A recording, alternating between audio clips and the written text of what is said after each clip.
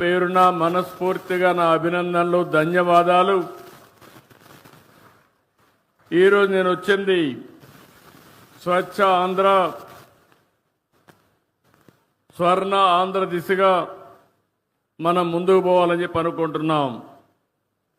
నెలకొక్కసారి 3వ శనివారం అన్ని పనులు వదిలిపెట్టి మన పరిసరాల్ని, మన ఇల్లుని, ఇంటి బయట ఏ విధంగా, ఒక విధంగా చెప్పాలంటే చెత్త చెదారం ఉందో అవన్నీ చూసుకుని మనం అందరం కూడా దాన్ని ఏ విధంగా పరిశుభ్రంగా పెట్టాలనో పునరంకితం కావడానికి ఒకరోజు స్పెండ్ చేస్తున్నాం. నేను వివిధ సమయాల్లో వివిధ విషయాలు టేకప్ చేశాను. ఈరోజు నేను రైతు బజారుకి వెళ్ళాను. రైతు బజార్లు నేనే పెట్టాను, 1999లో పెట్టాను. ఆ రోజు ఒక మంచి ఉద్దేశంతో రైతులకు గిట్టుబాటు ధర రావాలి, వినియోగదారులకు నాణ్యమైన తక్కువ ధరకే కూరగాయలు కానీ వ్యవసాయ ఉత్పత్తులు ఇవ్వాలని ఆ రోజు ఈ కాన్సెప్ట్ తీసుకొచ్చాం. దీనికోసమే పల్లె వెలుగనే పేరుతో ఆర్టీసీ బస్సులు కూడా తీసుకొచ్చాం. వెనక సీట్లన్నీ కూడా ఖాళీ చేపించి అవన్నీ రిమూవ్ చేసి నేరుగా కూరగాయలు అందులో వేసుకుని తెల్లవారితో ఫస్ట్ అవర్లో రైతు బజారు దగ్గర తీసుకొచ్చి వదిలిపెట్టేవాళ్ళం. దానివల్ల చాలామంది రైతులు మధ్య దళారులు లేకుండా వాళ్ళంతా వాళ్ళ యొక్క పండించిన పంటలు అమ్ముకునే పరిస్థితికి వచ్చారు.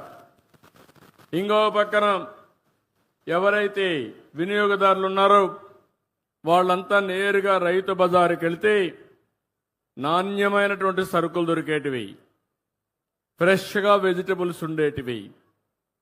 అలాంటిది ఆ కాన్సెప్ట్ మీరు చూస్తే ఈరోజు 125 రైతు బజార్లే మన దగ్గరున్నాయి. కానీ కారణాలు ఏదైనా కావచ్చు, కానీ కాలక్రమేణా దీనిపైన శ్రద్ధ పెట్టలేకపోయారు. ఈరోజు నేను చూశాను, ఏదైతే ఇక్కడ చూసిన రైతు బజార్ని ఒక ఆదర్శంగా తయారు చేస్తాను. పక్కన భూమి ఉంది, 6 కోట్ల రూపాయలు శాంక్షన్ చేసి 1 సంవత్సరం లోపల అండర్ గ్రౌండ్ పార్కింగ్ కూడా పెట్టి ఒక బెస్ట్ రైతు బజారుగా తయారు చేసే బాధ్యత ఈ ప్రభుత్వం తీసుకుంటామని చెప్పి కూడా నేను మీకు తెలియజేస్తున్నా. ఇప్పుడు సబ్జీ కూలర్లు కూడా వచ్చాయి. ఒకప్పుడు ఎన్నో కష్టాలు పడేవాళ్ళం. కరెంటు కూడా అవసరం లేకుండా సబ్జీ కూలర్లో పెడితే మనం ఏ విధంగా పెడతామో అంత ఫ్రెష్గా కూడా ఉంటాయి. అంటే ఇలాంటి రైతు బజార్లని ఇప్పుడు 125 ఉన్నాయి. 175 నియోజకవర్గాలకి 175 రైతు బజార్లు పెట్టే బాధ్యత ఈ ప్రభుత్వం తీసుకుంటామని చెప్పి కూడా నేను మీకు తెలియజేస్తున్నా. నేను ఒకటే ఆలోచిస్తున్నాను, రైతులకు గిట్టుబాటు ధర రావాలి, వినియోగదారుడికి సరసమ ఇన్ఫ్లేషన్ పెరగకుండా వీలైన తక్కువ ధరకి నిత్యావసర వస్తువులు కొనే అవకాశం ఇవ్వాల్సిన అవసరం ఉంది. ఇంకా ఒకప్పుడైతే నేను హార్టికల్చర్ డిపార్ట్మెంట్ ద్వారా మొబైల్ రైతు బజార్లు కూడా పెట్టాం. ఇలాంటి వినూత్నమైన కార్యక్రమాలతో ముందుకు పోయి మీ ఇంటి దగ్గరనే కూరగాయలు కానీ, ఇప్పుడిప్పుడు నేచురల్ ఫార్మింగ్ వచ్చింది, ఆర్గానిక్ ఫుడ్ కూడా వచ్చే పరిస్థితి వచ్చింది. అవన్నీ కూడా ఏం చేయాలో చేస్తామని చెప్పి కూడా నేను మీకు తెలియజేస్తున్నాను. ఈరోజు నేను స్పష్టమైన ఆదేశాలు ఇచ్చా. ఆ ఆదేశాల ప్రకారం ఒక యాక్షన్ ప్లాన్ తయారు చేస్తాం. ఇక్కడుండే రైతు బజారే కాకుండా రాష్ట్రంలో అన్ని రైతు బజార్లని మెరుగుపరిచే బాధ్యత ఈ ప్రభుత్వం తీసుకుంటామని మరొక్కసారి మీ అందరికీ హామీ ఇస్తున్నా. దీనివల్ల మా ఆడబిడ్డలకు ఎంతో వెసులుబాటు వస్తుంది. అలాంటి కార్యక్రమానికి శ్రీకారం చుడతాం. ఇంకో పక్క పరిశుభ్రమైన పచ్చని ఆంధ్రప్రదేశ్ దిద్దానికి స్వచ్ఛ ఆంధ్ర, స్వర్ణాంధ్ర కార్యక్రమాన్ని తీసుకున్నాం. పల్లెలు, పట్టణాలు, చెరువులు, రైతు బజార్లు ప్రభుత్వ కార్యాలయాలు, పరిశ్రమలు, విద్యా సంస్థలు, హాస్పిటల్స్ అన్ని చోట్ల నేను ఒకే మాట చెప్పాను. 3వ శనివారం ఎవ్వరూ పనిచేయక్కర్లేదు ఆఫీసులో. మీ ఆఫీసులో ఉండి చెత్తంతా తీసేసి దుమ్మంతా దులిపేసి నేరుగా చెట్టు దగ్గరకు కూర్చొని స్వచ్ఛమైన ఆలోచనలు చేస్తే దేశం బాగుపడుతుందని చాలా స్పష్టంగా చెప్తున్నాను. ఎంత సమయమైనా దుమ్ములో పనిచేస్తాం, కలుషితమైన వాతావరణంలో పనిచేస్తాం, కలుషితమైన ఆలోచనలు, కుట్రలు, కుతంత్రాలకు శ్రీకారం చుడతానే ఉంటాం. కొంతమందికి ఆశకు కూడా మితం లేదు, దురాశ. అందుకే ఇవన్నీ వస్తూ ఉంటాయి. అవన్నీ పోవాలంటే రాబోయే నెలలో ప్రధానమంత్రి నరేంద్ర మోడీ గారు విశాఖపట్నంలో 10వ వార్షిక యోగా డే సెలబ్రేట్ చేస్తున్నారు. వారు అక్కడికి వస్తున్నారు. ప్రపంచం మెచ్చుకునే విధంగా ఈ యోగా డే చేపిస్తానని మీ అందరికీ హామీ ఇస్తున్నా. ఇది ఒక చరిత్ర. యోగా అనేది మన పూర్వీకులు మనకిచ్చినటువంటి వరం, ఒక వారసత్వం. ఈ విషయం మీరు గుర్తుపెట్టుకోవాల్సిన అవసరం ఉంది. ఎందుకంటే చాలా మంది పేదవాళ్ళలో ఆ రోజు ఎన్నో ఇబ్బందులు వస్తున్నాయి. అదే మరి ఆరోగ్య సమస్యలు వస్తున్నాయి.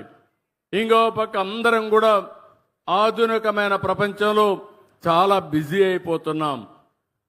ఎవరు కూడా సెల్ ఫోన్లు చూడకుండా ఉండలేకపోతున్నారు.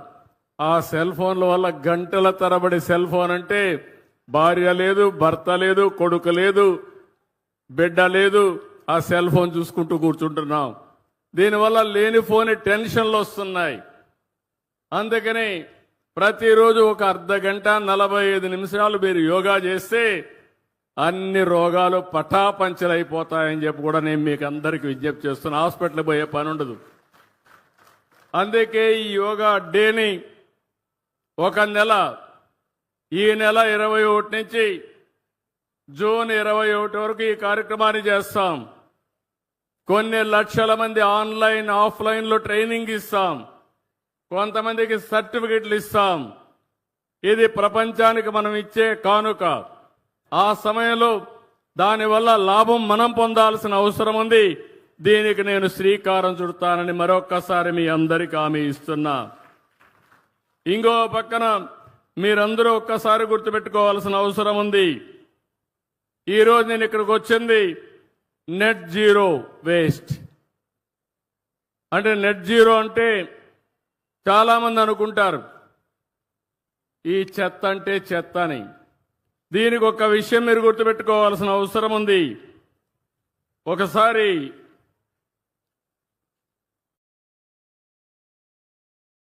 బుద్ధుడు ఆయన శిష్యుడు ప్రతిరోజు చాలా బిజీగా ఉండేవాడు. శిష్యులకంతా కూడా తత్వబోధ చేస్తూ. ఒకరోజు గురువు గారు అందరిని పిలిపించి మాట్లాడితే ఒక శిష్యుడు దగ్గరకు వచ్చి, గురువు గారు మీరు ప్రపంచంలో అందరి గురించి ఆలోచిస్తున్నారు, మీ సొంత శిష్యుల గురించి మీరు ఆలోచించడం లేదు, కాబట్టి ఇది నేను ఒక విషయం కోరాలనుకుంటాను చెప్తాడు. అప్పుడు బుద్ధుడు అంటాడు, నువ్వేం భయపడద్దు, నిర్మోహమాటంగా మాట్లాడు, ఏం చెప్పాలనుకుంటున్నావు చెప్పమంటాడు. అప్పుడు శిష్యుడు అంటాడు, ప్రభు నా బట్టలు పూర్తిగా చినిగిపోయినాయి, ప్రతి ఒక్కరూ నా వస్త్రాలు చూసి నవ్వుతున్నారు, హేళన చేస్తున్నారు, కాబట్టి ఒక బట్టలు ఒక జత ఇవ్వండి, కొత్త బట్టలు కట్టుకుంటానని చెప్పి అడుగుతాడు. అప్పుడు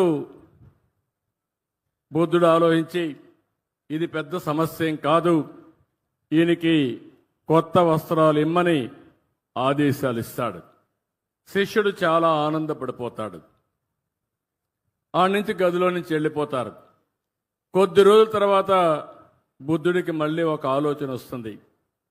వీడికి నేను బట్టలిచ్చా, ఒకసారి కనుక్కోవాలి, ఆ బట్టలు ఏ విధంగా వాడుతున్నాడో కనుక్కోవాలని మళ్ళా పిలుస్తాడు.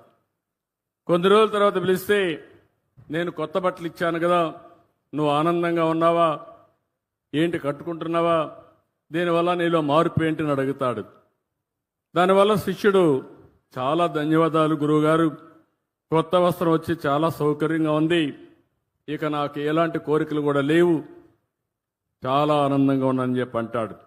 అప్పుడు బుద్ధుడు అంటాడు, నీ కొత్త బట్టలు ఇచ్చాను, అవి వాడుతున్నావు, అసలు నీ పాత బట్టలు ఏం చేశావని అడుగుతాడు బుద్ధుడు. అప్పుడు శిష్యుడు కూడా చాలా తెలివైనవాడు. శిష్యుడు అంటాడు, గురువుగారు, నా పడక బొంతలో పూర్తిగా చెడిపోయి అది సరిగా లేదు, అందువల్ల నా బట్టలు దాన్ని కుట్టుకొని నేను బెడ్ వాడుకుంటున్నాను అని శిష్యుడు చెప్తాడు. అప్పుడు మళ్ళీ బుద్ధుడికి ఒక ఆలోచన వస్తుంది. నీ పాత పరుపులో ఉండే బట్ట ఏమైందని అడుగుతాడు. దానిపైన ఆ బొంతం తీసుకొని కిటికీకి కట్టనగా కట్టాను గురువుగారు అని చెప్తాడు. అప్పుడు గురువుగారు అడుగుతారు, నువ్వు దానికి కట్టనగా కట్టావు,